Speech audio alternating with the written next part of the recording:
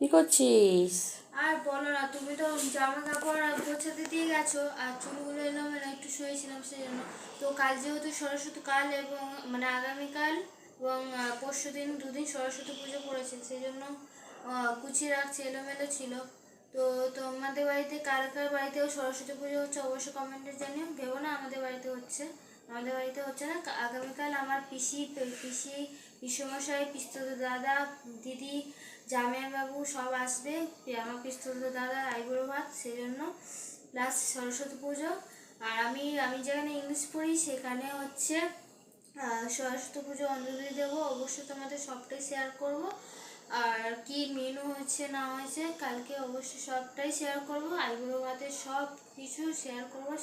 আমি কি শাড়ি পরছি না পরছি অবশ্যই শেয়ার করব তোমাদের সামনে।